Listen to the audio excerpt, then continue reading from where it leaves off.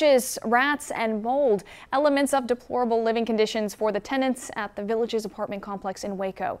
Now, new management has taken over. But according to 25 Investigates' Joe Gum, there's a new problem. Joe, what could be worse than roaches, rats, and mold? Yeah, Andrea, how about this? Taking their money, the money they've already paid for rent. And this isn't just one tenant. As we learned, there's a long line leading right to the manager's office.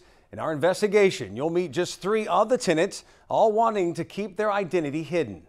Oh man, we've been dealing with mold for the last 15, 20 years. And nothing has been done. Nothing has been done about it. Nothing.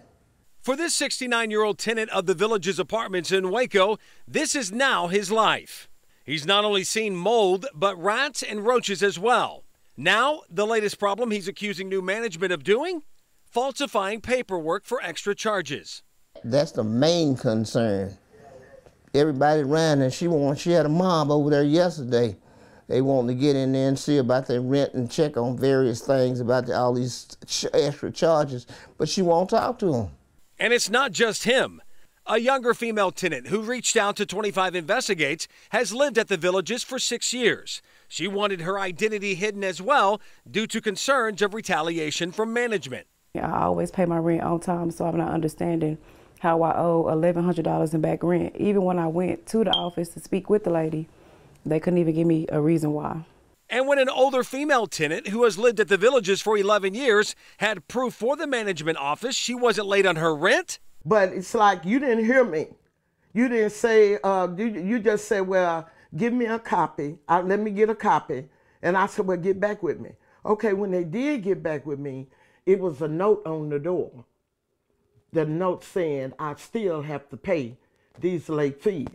To find out why these so-called phantom charges are being imposed, we visited the manager's office and actually found another tenant complaining about a notice she received. Are you disputing it?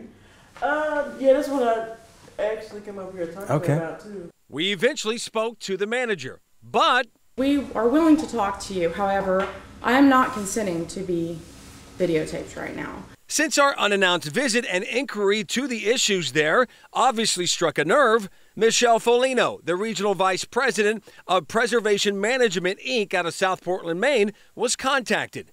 And during our conversation, we learned we have not managed this property for very long. And so in the time that we've managed it, we just took over late in March managing it. And so there's just a little bit of a cleanup process often when you take over a new property. And some of it, you have a changeover in staff and everybody's kind of trying to figure out the property. The prior management company was fired without notice. So we just didn't have the time to really kind of do due diligence and really understand all the challenges on the property up front like we normally would have. So it's been a little bit of a cleanup process. So 25 Investigates wants to know, does that mean taking on the challenge of cleaning up all the mold? If there's somebody that specifically, if somebody has a mold issue, we have not been made aware of that there's outstanding mold. Folino told us that she plans on visiting the Villages apartment complex next Thursday to address stuff still outstanding that the management company hasn't addressed yet.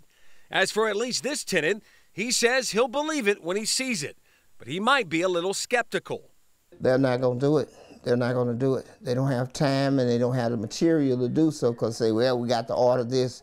Okay, they order this. It never comes in. Just never get nothing done. Just leave it like it is. Don't nobody care.